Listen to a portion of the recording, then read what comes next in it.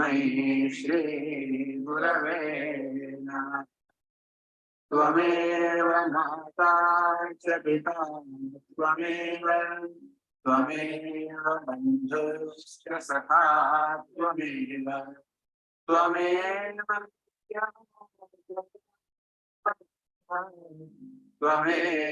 सर्वं मम देव त्वमेव सर्वं मम देव।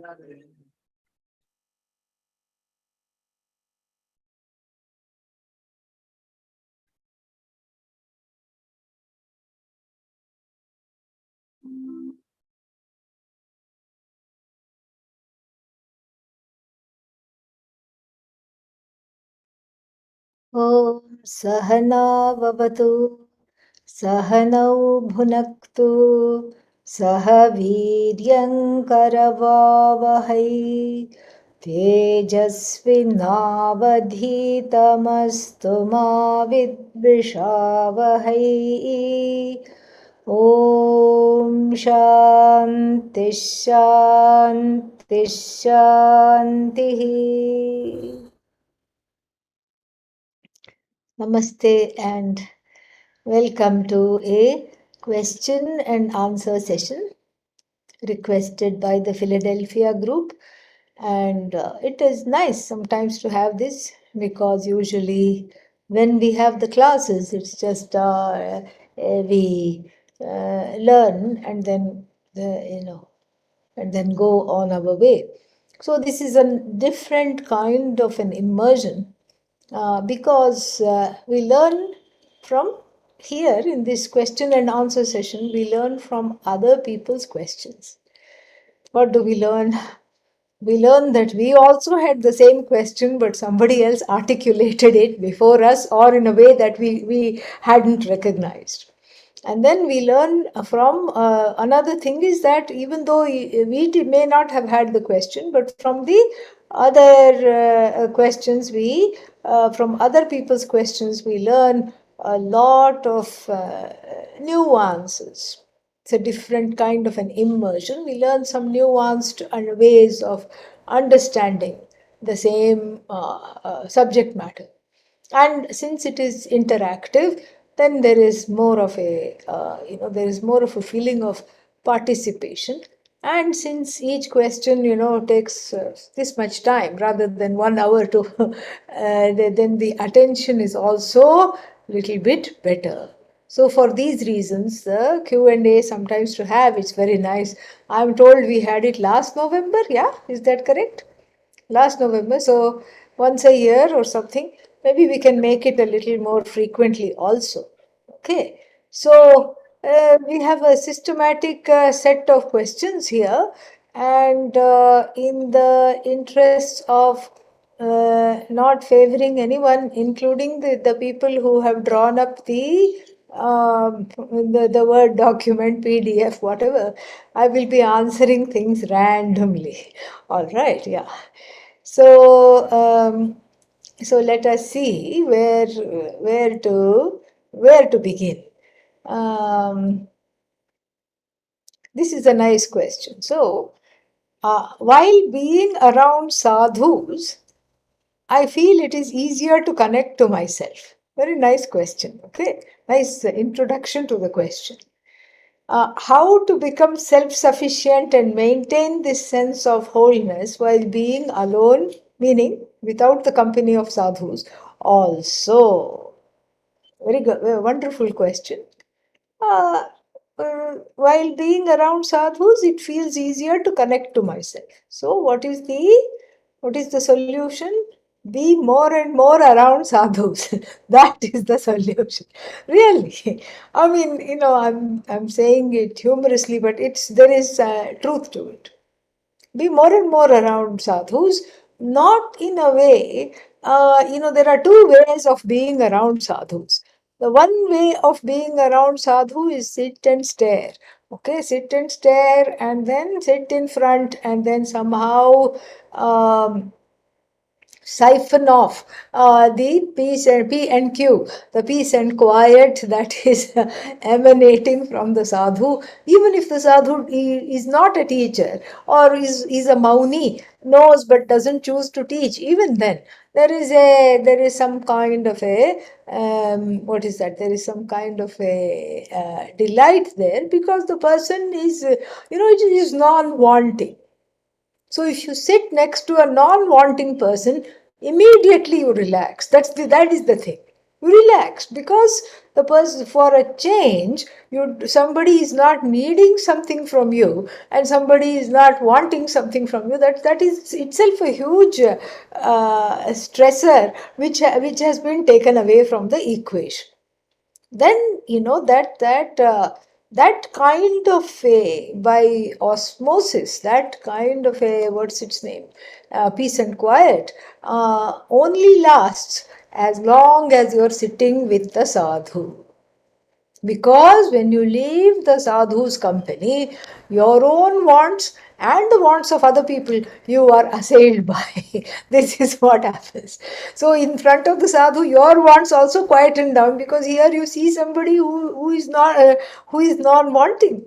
So that is the thing. So therefore, more we expose ourselves. So that this is, so not in order to be attached to the sadhu or to have some kind of a contact peace. Not your own peace, but a peace generated by contact. Because so not like that, but from being with the sadhu, you can learn a lot of things. And the reason to be more and more with sadhus is to learn more and more from the teachings. That is what it is, because the teaching itself makes you non-wanting. It falsifies the wants, as though superimposition upon the I, that is free of wants. And in revealing this I as non-wanting, in the beginning there is surprise, like, oh, how is this possible, how can I be non-wanting? But then that surprise gives way to conviction, and you really truly are non-wanting. It's like, and you get vairagya, like the kind of vairagya that the bald man has while going through the shampoo and the hair care aisle of the supermarket. So not a single hair on the head. The man is going through hair care products, some kind of gel, shampoo, conditioner, softener, hardener. What else do they have? Hair color, all these things. Everything is there. The whole, from the top to the bottom, it is stacked with all kinds of hair care products, detangler, tangler, all these things. So it is stacked with products, unimaginable number of products. But the bald man, may he would just go through it without any, without, it's not calling out to him. Totally useless. Even if he puts conditioner, it's not the head that needs the conditioner, the brain needs the conditioner. Okay, so therefore it is of no use.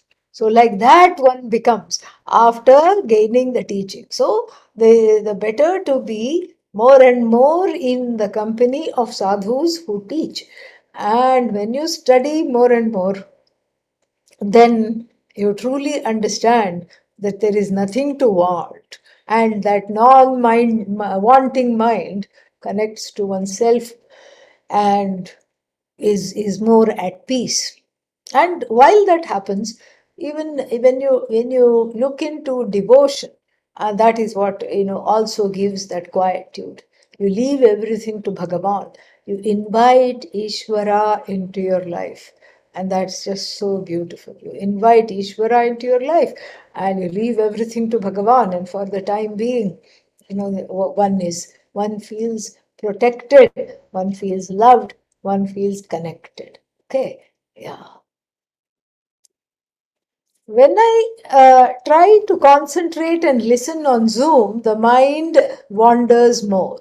It is better if I give some kind of action to the hand, like doodling or writing Rama on the notebook. Interestingly, I notice when I listen to podcasts while walking, I tend to be more attentive. In other words, when my organs of actions are put to work, my mind seems to be more attentive. But I have listened to you asking us not to multitask during class. Yes, this is true. Any strategies to improve concentration without the action of walking, doodling, or writing Rama Rama? I also want to add that the mind listens nicely during in person classes and retreats. These problems are only in online classes. Yes, here is a seasoned Vedantin who has tried Zoom and Zoom Kulam, Guru Kulam, everything. And so, yes, there is some truth to it because in person class means the teacher is looking at you. And if you're doodling, the teacher will say, "What are you writing? Show me." And so you will not feel like writing anything. You will be listening because the teacher is interacting with you. And in Zoom, also the teacher is interacting with you, which is why I say, please leave the camera on.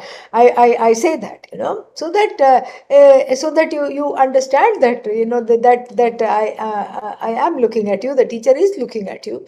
However, in Zoom, it is harder to connect because you are the size of a postage stamp on Zoom. These small faces, and so the mind can wander. Even though it feels, even though the having said this, even though the what's its name, the mind is convinced, the ahankara is convinced rather, that the mind functions better if it is playing solitaire on the side while listening to the teacher. Even though it feels like that, it is not true. You may feel like you're concentrating, but that concentration is actually a dilution. It feels like the mind is engaged, but actually you're listening to only half of it, and that listening is not deep enough. That is what happens. And therefore, instead of doodling or writing Rama Rama, take notes of the class. Take notes. Take notes of what the teacher is saying. Take notes of take down the main points, and then there are two things that surprise one. First thing that surprise one is that the concentration immediately improves, and the organs of action are involved because you're writing something, you're not doodling, and you're not writing some japa, which is again, japa is a distraction while listening to class. And if you think of class while doing Rama Rama japa, then that becomes a distraction. So here, the focused listening, you take notes on the class. You start writing the points, or you start transcribing as the teaching is going on. And so the first thing is that the concentration improves. The second thing we notice in that is that the retention power is more, because whatever you have written down, you imbibe much more. There is Medha Shakti is engaged more, that Grahana Shakti, and the reproduction Shakti. Anujana Shakti means repetition Shakti is also there. It is just very, very powerful. You write. And then how to write, because we are listening on the computer, and the what's its name, the temptation is to open a Word file and start typing. Don't do that. Take an old-fashioned paper and pen, a pad and a pen, a journal book and a pen, and then write there. And then after the class, or whenever you want, you go back and read it. Then you see that the mind will just be much more engaged, much more participatory.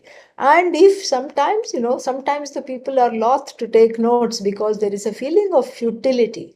What will these notes do for me? Then in that case, there is another way to engage the mind. Take the notes with the idea of sharing it with a significant person in your life who is not into Vedanta at all, or who you would like to understand Vedanta, but the person will not come to class and everything, or they are not interested, or they don't have the ability to sit and listen, all these things. And so therefore you take the notes for them, and so that way the mind is engaged, and it is not going all over the place. So that is one way to that is one way which I have found effective to keep the mind focused. Okay, yeah. Then let's see. Hmm. This one is a nice one. Okay, yeah. Uh, this is, talking about Lord Brahma. Then, question part A and B. Part A, Brahma himself is not an Atmajnani. And the reasoning the person has given is that otherwise he would have attained moksha. How can a non-Atmajnani teach Atmajnana to a life form that has attained Brahmaloka? Well, let me not even go to part B. Let me just, ask a question of the questioner himself. How do you know that Brahma is not an Atmajnani? Did he tell? Okay. And or did you go and check up? So those two things are not possible, because Brahma is in Brahmaloka, as you yourself is pointing out. How do you know he is not an Atmajnani? Otherwise, he would have attained moksha. How do you know he is not attained moksha? No, but then he is a jiva because he is an exalted jiva. Okay, he is an exalted jiva, all right. But after becoming an exalted jiva, how do you know he is not attained moksha? How do you know? Huh? Because this is a very interesting assumption, because this assumption comes from some kind of a what is that, some generalism. And what is the generalism here? The generalism is as follows. We think like this. We say that there are three categories of jivas. This is where the reasoning comes from. The general reason, let us look at that. Three categories of jivas. The first category is the people who are celestials, like Brahma, Indra, etc. For whom there is this is Punya Vishesha. Punya Vishesha. Punya Vishesha means lots and lots and lots of punya. So much punya, so little time. And so therefore, to exhaust that punya, they have to be either born with a golden spoon in the mouth, or better yet, they are born in the celestial realm, where they have Bhoga Sharira. Bhoga Sharira means a Sharira where you only expend you expend the punya. It is not a place to collect anything. You are not a karta there. You are only a bhokta in the celestial realm. That's why you keep going to concerts. You keep going to dances and all these things. Dance concerts, music concerts, etc. You have a free life. So that is until the end of the kalpa. Until the end of the yuga, whatever it is. Not yuga, 4 yugas, one kalpa. So this is the Kim Vadanti, means the belief.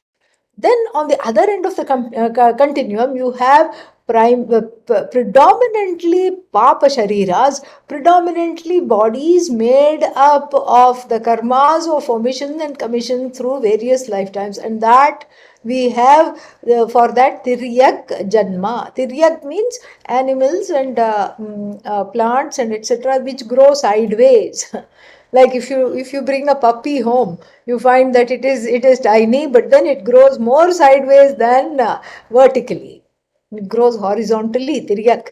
And so why are puppies and kittens such cute things? Why do we say they have papa sharira? Why do we say that? How can they have papa sharira? Because they are unable to express themselves. They are subject to the abuse by their owners, by people at large. They are the target of every urchin's stone, in various parts of the world. Shoo, you say, as soon as the cat from, the kitten from outside comes in the window and starts to drink the milk, you say, shoo, out. And you chase it with a rolled up newspaper, you chase it with a broomstick. This is what you do. And so, therefore, sadly, they are unable to express sorrow, even though you can make out if you are connected with it. I mean, otherwise, they may yelp, they may howl, they may, all these things, they have some limited expression, but the people may not listen to them. They are subject to abuse. And so, therefore, it is called Papa Sharira.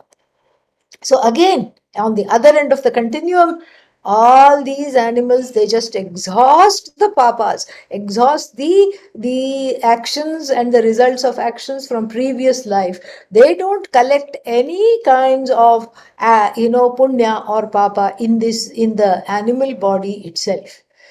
Why? Because the animal is programmed. So the animal does not inherit punya if it does a good deed. Like if the dog you have trained to bring the newspaper and the chappals, the shoes and slippers, it will not gain punya. And if the dog bites you, it will not gain papa. It's again a kind of a free life. In between, we have these people called Mishras. Even though Mishra is the last name of a few people in North India, it should be the last name of all human beings. Mishra means mixed up. So, little bit of Papa, little bit of Punya. And then it's just there. And so here, that is when you are born in the human realm, you are both Karta and Bhokta, you are the experiencer, you are an agent of action, both of them are there. You can also collect and accrue punya, accrue papa, all these things you can do. So that is, this is the general classification. But we must understand and we must see that exceptions do exist and can exist. In fact, exceptions do not deny the rule, they reinforce the rule, because every rule has an exception. That's why we have the story of Gajendra Moksha, the elephant that was being caught by a crocodile in the story. And then what happens? The elephant bellows Mahavishnu's name, and Mahavishnu was just enjoying a cup of coffee with goddess Lakshmi. And what did he do? He left the coffee there. He left also his Sudarshana Chakra, without which he never travels. And, and he just went. He left his Angavastram. This is how the story goes. And the coffee part is made up, but the rest of it is there. And he just left and he just went to see and went to say, oh, what do you need? Because the cry was from so much devotion. And then goddess Lakshmi had to send the chakra by FedEx so that he could make, give the crocodile moksha and save the elephant. So this is the story. So we have stories of Gajendra moksha. We have all these. We have exceptions. We have exceptions where there's one more thing where a snake was. Turned itself into a garland and adorned the Shivalinga. Like this, we have many such exceptions. And the exceptions are delightful because then we see that these rules are not so ironclad. And so then, yes, a celestial jiva is also a jiva. And then, and has gone into the celestial realm. But then there is no such thing called that they are stuck there in that situation. They may have gained the knowledge. And like we see Indra gaining the knowledge in 2 or 3 Upanishads.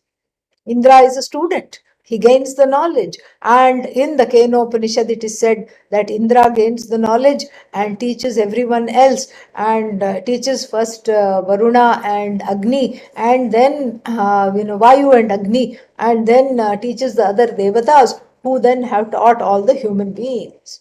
So we cannot assume that just because they have a lot of punya and they have bhoga sharira, that the knowledge doesn't come. Knowledge comes because they study. So we don't have any stories where Brahmaji studied, but we have to assume he knows. Otherwise, he has no business, being starring in the Mundakopanishad. Okay, so what is that called? Part A. Let us now look at part B. The lifespan of one Brahma, there will be pralaya. Correct. Another Brahma will come and sustain the universe. Ditto. Correct.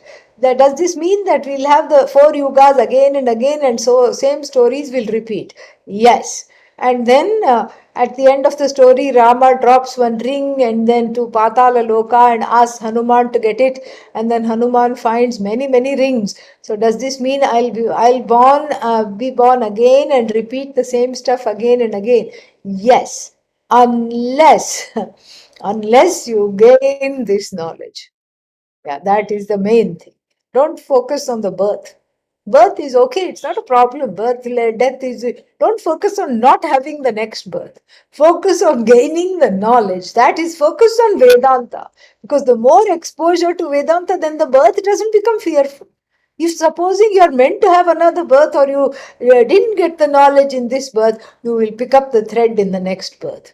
In fact, everybody is here, at this, everybody who is present at this satsang today has had many births of listening to classes. Maybe not on Zoom, because maybe Zoom wasn't there at that time, but they have had experience listening to classes. Yes. But then maybe too much doodling occurred, and so here we are now. And oh, who knows? So that is a possibility. Okay, and so that is what it is. Then moksha, is it the same as ananta? Yes, ananta is na anta, ananta, no end. Yes, and moksha means limitlessness. When we think of the concept of no end, actually it is a little scary because of two reasons. One is the kind of things that we encounter, we want them to end, like headache, stomach ache, and other bad karmas, we want it to end. And then it is scary because it never seems to end. And then the concept of ananta in terms of happiness, etc., doesn't seem to last. Even that seems to end. So this ananta is not understood. And then the other part of the question is bhakti, the way to realization of Brahman, like Arjuna in the 11th chapter. First of all, Arjuna in the 11th chapter did not have this quote unquote realization, understanding of Brahman, because if he did, then there would be no 12th chapter. 11th chapter, he was a frightened mess. He was a puddle. He needed people to carry. You needed him to, people to carry him out in buckets. He was a total puddle. He was so scared. First, he said, "I want to see you in all your forms." And then he made popcorn and sat down as though thinking he is separate from all those forms. He's just popping the corn and enjoying the show. You are the show. And dvaitadhi bhayam bhavati, fear comes because of the separation. Ut aram antaram kurute, even if you separate like the razor's edge between you and another, then what? There is that fear. And so the bhakti is an aid to moksha. Pure bhakti is an aid to moksha. It's an indirect auxiliary means for moksha because it purifies the heart of ragadveshas and then puts you in a place where you can invite a teacher in your life and gain the knowledge. Oh, why won't the teacher invite me? Because that's not how it goes. You seek the knowledge, you seek the teacher will be willing to teach. Some teacher who is willing to teach you seek, and then you will be granted the knowledge. And that is why bhakti is very important. Without bhakti, there is no mukti, that is true. But bhakti, the place of bhakti is to be understood as not replacing jnanam, but as making one ready for jnana. So bhakti is like what is that? High school diploma, and the moksha jnanam is like college.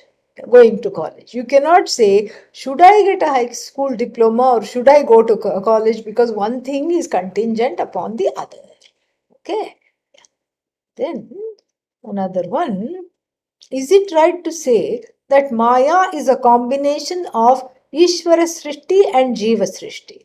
We have to work on removing the subjectivity, which is Jiva Srishti, while observing with objectivity the events that unfold in our lives in front of us. Is this correct? Well, uh, um, you can say that, but I'm not very comfortable with looking at Maya as a combination like this, because then it is what is that? It is. Uh, let me just put it in a different way, and then you can see what I mean. So number one, Maya from the standpoint of Ishvara. Maya is, Ishvara Srishti.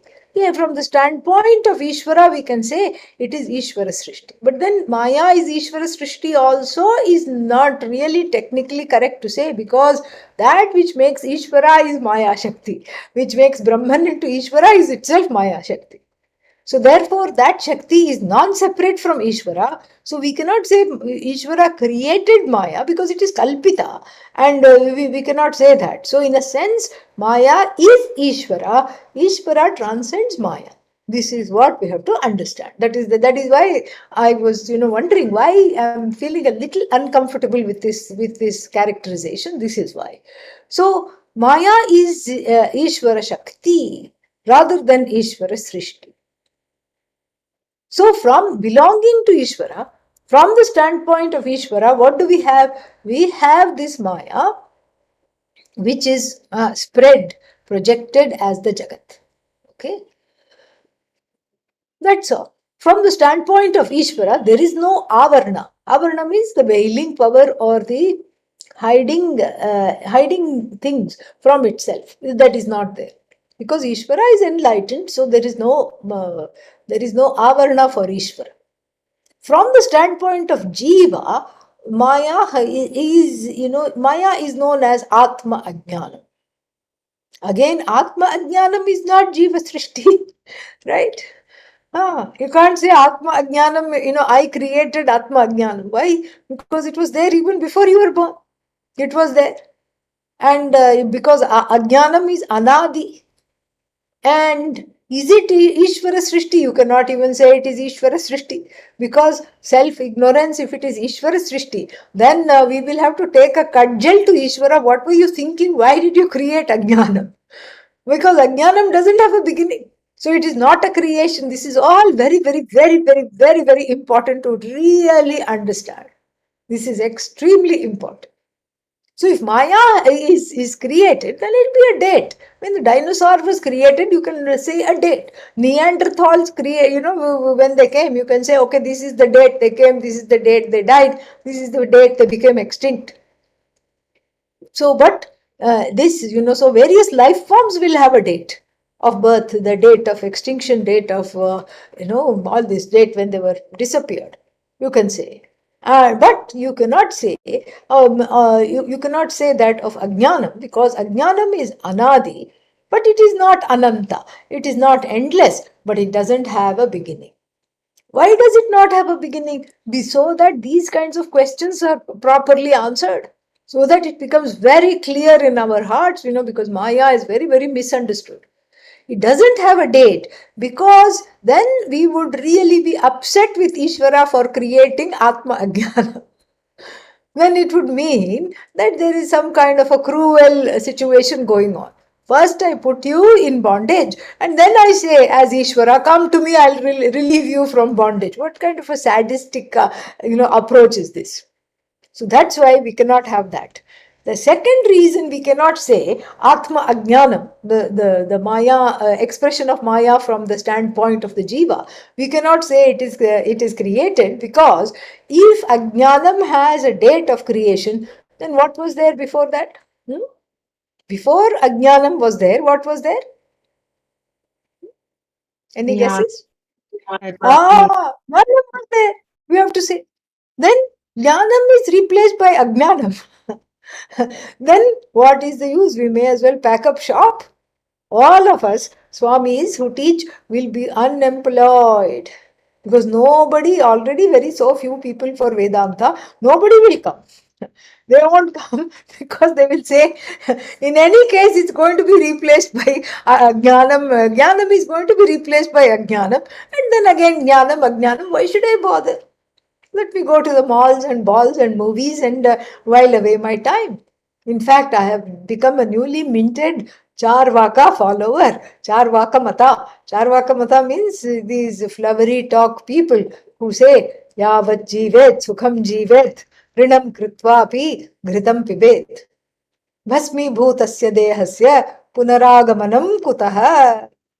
As long as you live, max out your credit cards, but make sure you have, everything you want, and then have ghee with every meal. And then what? Oh, but then who will pay the debts back? Oh, it doesn't matter. Because once the body is under the ground or consigned to the flames, who will come back? No, there is no papa, no punya. So this is where we would all be. And so, therefore, we cannot say it is either Jiva Srishti or Ishvara Srishti, because it does not have a being. It does not have a being. Even it does not really have a being except as a Karana. Karana Shakti is there, it's a Shakti. And then so the Atma Ajnanam, in a way, is one is born into it. One is born into it, yeah. So that is the idea. And so therefore we focus on the source. What is the source? Atma Ajnanam. And that Atma Ajnanam can be easily removed. And how? By listening to the classes, by a committed exposure to Vedanta. That is what we focus on. We don't focus on so much on Maya, where it came from, etc. Because this is what is, what is that? This is called some kind of what is that? Focusing on that is called just looking at the effect and the symptom rather than the issue at hand. So we focus on the issue at hand. Please share some strategies for bringing the mind to the present moment when it keeps dwelling in the memories of the past or planning for the future. That is a problem. And so you can tell it, you can give it a reward. You just ask it to focus for 1 minute. That you can do. 1 minute also may be too much. 30 seconds. And you keep a stopwatch timer. 30 seconds you say, I'm just going to be focused right here, right now on what I'm doing. I'm making myself a cup of tea. Oh, the water is boiling. Isn't this wonderful? You say this. Isn't this wonderful? You add to every sentence. Isn't it wonderful? Look at that. I'm able to make myself a cup of tea. Isn't it wonderful? That I don't have to, I don't have to just, I can actually desire something and put that desire into motion and fulfill that desire. Isn't that wonderful? Oh, the water is about to boil. Look, it has some nice small bubbles on the gas stove or the electric stove. Isn't that wonderful? And I have the ability to turn on the stove. Isn't that wonderful? Even before that. Isn't that wonderful? Isn't that a marvel that the fire doesn't go everywhere and it's contained in this little area? And if you have an induction stove, even better. Isn't that so wonderful? That you can even touch the other areas of the stove and it's not hot, only where the contact between the stainless steel vessel and the stove, that is where the heat is generated. Isn't that wonderful? And oh, these bubbles are wonderful. They are just like so many thoughts. Isn't that wonderful? Because they just come to the surface of the water and they go. just like my thoughts, which are useless and most of which I don't have to focus on. Isn't that wonderful? And then I take out the tea bag. Isn't that nice? It comes so nicely wrapped, and I don't have to do anything. I just have to dip it there. I have to put it in the cup. Isn't that wonderful? My favorite cup. This it gives me a sense of home. It gives me a sense of belonging. And this is my favorite cup. And then I'm putting the tea bag in. Isn't that wonderful?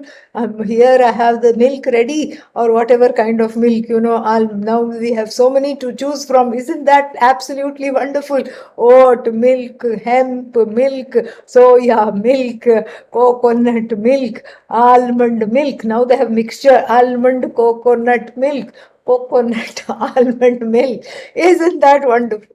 Regular milk, ahimsa milk, organic milk, this milk, that milk. Isn't that wonderful? And then, the hot water I'm pouring slowly. Isn't that wonderful? Isn't that wonderful that my intention is enough for it to go straight into the cup and not go everywhere? Isn't that lovely?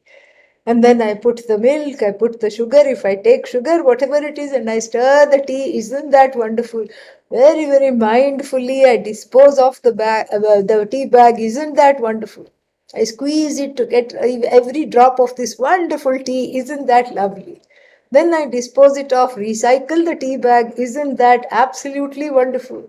Now I sit with the tea. Isn't that wonderful? It is steaming. It is very nice on a cold fall day. Isn't that wonderful? I can just hug the teacup or the mug. And isn't that wonderful? This is how you do it with every task. Then you enjoy the tea, and then you say, oh, the stopwatch has come and gone. I didn't even notice it. That is what it is. Being in the moment is easy when you are able to see the wonder in it. And if it is not wondrous, to get to the place of making it wondrous, which is what is karma yoga.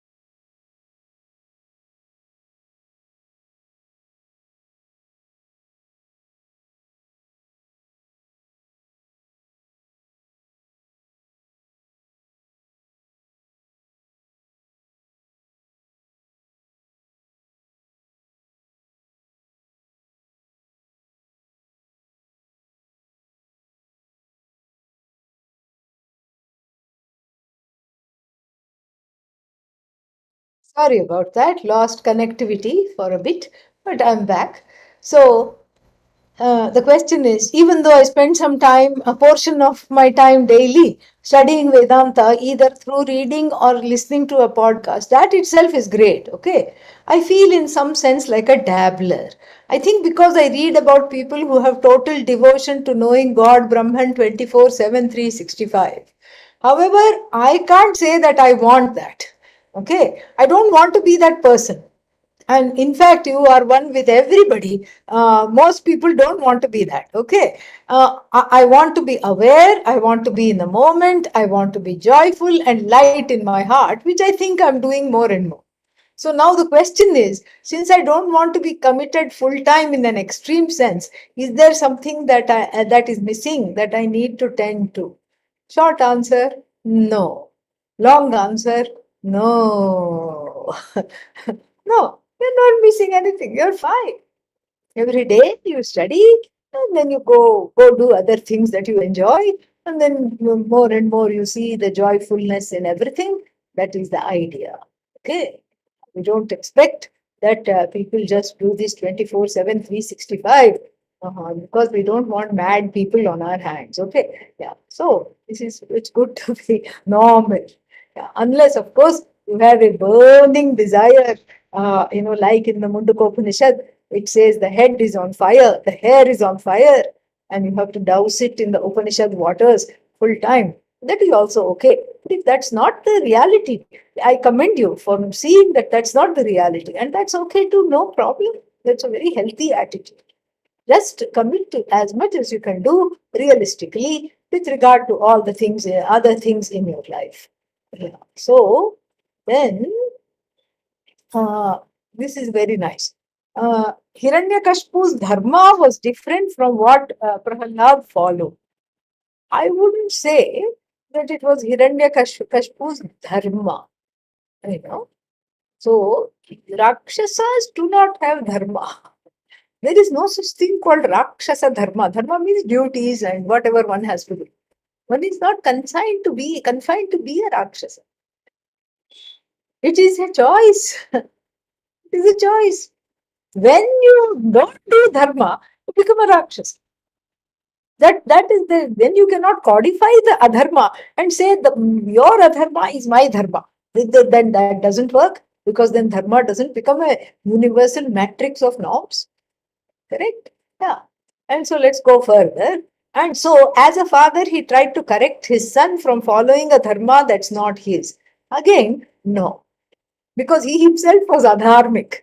So, he was trying to bring his son also into adharma of pleasing his narcissistic ego, where the whole kingdom had to chant the mantra whenever they felt like meditating. Om Hiranyaya Namaha. That is narcissism. It's a sure, you ask any psychologist, it's a classic case of narcissist personality trait, even if it's not NPD, which means narcissistic personality disorder. Although I think in his case we can call it a disorder. But at least it was a narcissistic personality. Let everybody chant my name. What is this? I'm better than Bhagavan. There is no Bhagavan other than me. That is not dharma. That is in whose book is it dharma? Oh, but it is his own dharma. It's not his own dharma, it's adharma. It's adharma because you're hurting the sentiments of the people who want to contemplate on Narayana, and you're taking away the choice. How can it be dharma? It is not dharma. And so he didn't correct him. He was trying to, and he didn't, and correcting implies that he had some love for his son and want to follow the right path. No, he had no love for his son at all. He had more love for himself than anybody else. His love for his son exceeded the love for himself and was contingent upon the son loving him and adoring him in the ways that he wanted. It's a very conditional thing. Okay. So this is so he started punishing him like the Rakshasa would do. Correct. Which is his dharma? No, it's not his dharma. He's making bad choices. Okay. So, but that's not the question. The question we are coming to now.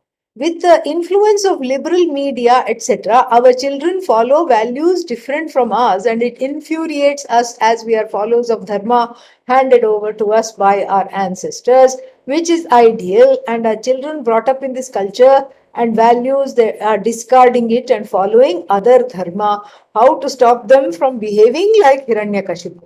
That is the question. How to impress upon the children to follow our dharma, which they reject before even they hear. How can we convince ourselves to see our offspring to following some other dharma, which creates a lot of friction in our minds? Well, the easiest solution is to not have children at all. Okay, because it is very, very difficult to raise them in this day and time.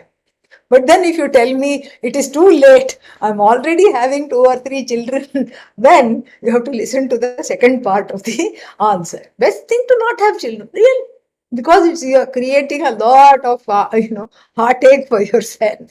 Why have children to bring into this world, and you have to do all these things, especially if you have a choice and you have the option of studying Vedanta. It's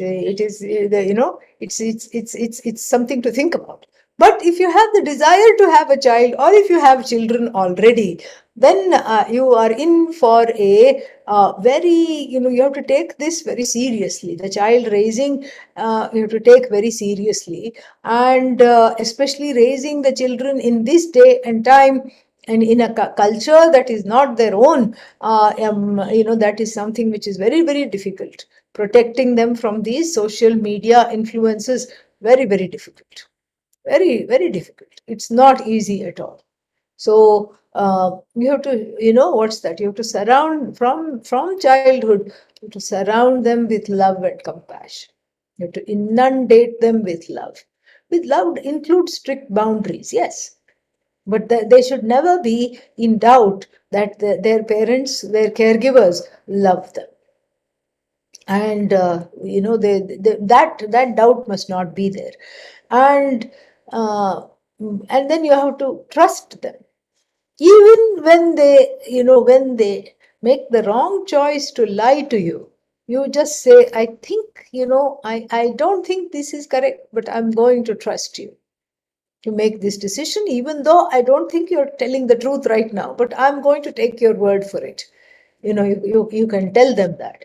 You give them the benefit of doubt within reason, of course. Sometimes you have to confiscate things, sometimes you have to take away their devices, all these things you have to do.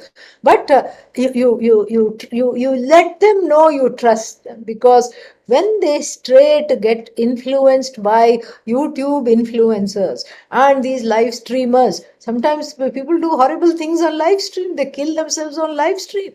It is horrible, just awful. And so then this is something that the reason the young mind, a teenage mind, will go towards that is because they feel not trusted, and they feel like they're not getting, they don't they're not getting what they need at home. And to a certain extent, it is the second next generation, as the questioner is pointing out. So there's nothing we can do about it, because it's partly a generational thing. But the main thing here is to understand that there are certain things you can do. First is trust. Build an atmosphere of trust, so that they can come to you with even the horrible decisions they have made. I screwed up. I just completely lost it here. This is what I have done. They should be able to come and tell you that, without thinking that you're going to disown them, and without thinking that they're going to encourage your wrath, your mindless wrath. I mean, it's one thing you can say very calmly, this thing is making me very, very angry. Yes, of course I'm angry. And of course there will be consequences as a result of this. But you say it calmly, rather than, run after them with something to throw. So therefore, this is what, these are the two ways you create an atmosphere at home where they are ready to come to. And then some kind of family time, all this, in fact, you are such good, all of you are such good parents. You always, the third thing to know is that you are doing a much better job than you think you are. Much better than what you think you're doing, you are actually. And so satsangs like these help, because you can be in touch with other parents and grow as a result of that. And so you understand, okay, I'm not too bad because these other parents tell me I'm a good parent. So that is very, very nice. It's nice to hear from other parents, oh, you've done a great job, don't worry. Wait till you come to my house and see the state of my children. Then you feel good. Oh, okay, okay. So that there is some kind of a solace there. And then, in addition to that, there is some ways in which we have to do little bit of research in the social media, and then somehow steer them to podcasts and things that are actually affirming rather than denying. Self-affirming, social media influences, we can do that. And second is, the more you study Vedanta, the better parent you are. That goes without saying, goes without question. The more you study Vedanta, the better parent you are, because you are more relaxed. context. And if your child says, "Oh, you're into Vedanta all the time, you have no time for me," it's just a little bit of what's that? It's a little bit of a test. They don't really mean to say that. And if your child or your teenager says, "What's the use of you sitting in front of Zoom for the last 3 years? You are studying Gita, you are still getting angry." That is also a test. That is also a test. So you can say, "See, that shows how difficult it is to manage the anger." That's what you can say. You can tell them stories of Jamadagni, a sage who's angry, who got angry. And then what is the other one? Durvasa. So things like that. You can tell them stories of how difficult. That just shows. That doesn't make me a useless student. That just shows how difficult it is to manage the anger. Do you find that to be the case? You tell them instead of getting all irked up. But a time will come, if it hasn't already, they themselves will send you to retreats with their blessing. They themselves will send you to your Zoom class. And then if you don't attend class, they will say, "You're getting a little irritable. When is your next satsang? When is your next class? Please go." They themselves will send, whether it's the children or the significant others. Please, because they see that you are a better parent as a result of having this one-on-one time with the Upanishad, one-on-one time with the Veda. So that is how that is how to not raise more Hiranyakashpus in the life. That is the best way to do that. You correct them. Correct them. You have to be strict sometimes, but let them never be in doubt that they are loved. That is what it is. And that you don't have time for them. That is the way to do that. And another one, after being wrongly accused, Sita is being sent back to Valmiki by Rama. Can you please explain why Lord Rama sent Sita away? It is difficult to accept this incident. You know what? Personally speaking, when I first heard this from just the elders and everything, when I was told the story of Ramayana as a child, I also said, "Why should I worship a god?" I myself had the same reaction. Why should I worship a god? I mean, who banishes Sita? Who banishes goddess Sita? Why? Why should I worship this kind of a lord? That is the question I myself had for a long time, well into my early adulthood. And then I had a kind of an epiphany of sorts when I was in my late teens or early 20s.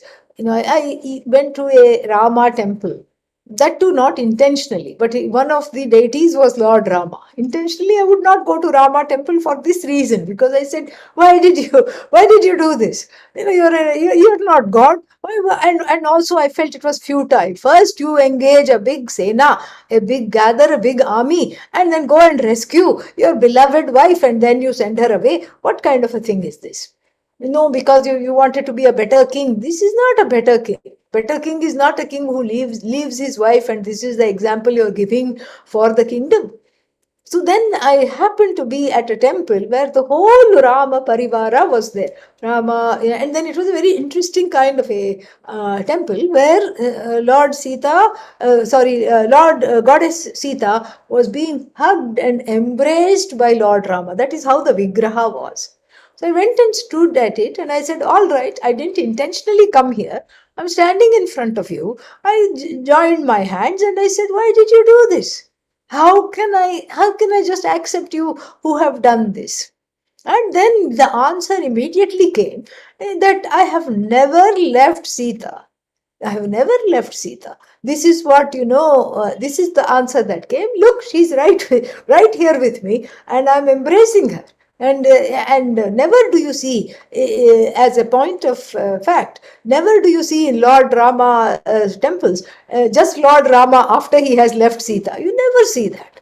And so there must be only one other explanation, that this, what is that called? This Uttara Ramayana, the section that talks about this, is clearly an interpolation, a later interpolation Why some kind of a patriarchal, good for nothing person who just thought that I will write this as an addendum because I cannot handle, Sita being, even though she's so pure and she has already proved herself through going through the fire, even though she has proved herself, I still cannot accept my wife if she had done that. So therefore, Rama should not accept his wife. So it is just one person's imagination, one person's patriarchal imagination. Why lose our, why lose our cool over that? That is how we have to see. There was never, this Uttara Ramayana is clearly not part of Ramayana. Okay. Yeah. So then what else? Can we do this? How to keep, this one is interesting. We can perhaps do this. uh, how can I keep myself away from building new karma? Very interesting question. And it's a part of a 3 or 4 part question. But this one we will have, I will address. Stop kamya karma. Stop chasing after desires and all that. All the optional karma you give up. Optional karma you give up. Have nitya karma, daily duties you have. Naimittika karma, occasional things you have to do, you do that. And then nishiddha karma, things that are not supposed to be done, don't do that. And then things that I want to do to fulfill my raga dveshas, stop that. Even though it's an option, stop that. Minimize that. It's not easy to stop it. Minimize that. Make that the smallest amount of karma, and then eventually that the focus is not there, and that is how you keep from accruing new karma. And of course, that is in the relative sense. In the absolute sense, through knowledge, you stop accruing karma altogether through Atma Jnanam. There are many questions left. Now, the question is this: can we continue tomorrow with the rest of the remaining questions? Instead of Mundaka Upanishad, can we do this tomorrow? Yes? No? Maybe? Yes, ma'am. Yes, Yeah. Or should we, because, what's that? It is still fresh. All the questions are still fresh. If we wait till next month or something, people will lose the steam. And so I'm thinking that what we'll do is we'll finish this tomorrow. Okay. And if there is time, what we'll do is, if we have answered the questions, then we'll, go into the Mundaka Upanishad. All right. ॐ पूर्णमदः पूर्णमिदं पूर्णात् पूर्णमुदच्यते पूर्णस्य पूर्णमादाय पूर्णमेवावशिष्यते ॐ शान्तिः शान्तिः शान्तिः हरिः ॐ श्रीगुरुभ्यो नमः हरिः ॐ. Thank you. Swaminiji, tomorrow morning, Taittiriya Upanishad will be 8 o'clock EST, 8 a.m. Yes, EST. yes. Taittiriya Upanishad, the time is not changing for me, okay? It is changing for you. So please adjust accordingly. Yeah. It is not changing for me at all. And so it would be very difficult to do anything else. And every 7 months, go this way, that way. And, it is your karma to go this way, that way. So please adjust. It will be 8 o'clock. And if you're in the West Coast, some bad karma is coming up. You have to wake up at 5 and listen to the Taittiriya Upanishad. All right. Yeah. All some kind of prarabdha. All right. Oh, that's it. Thank you, Swaminiji. Oh, oh.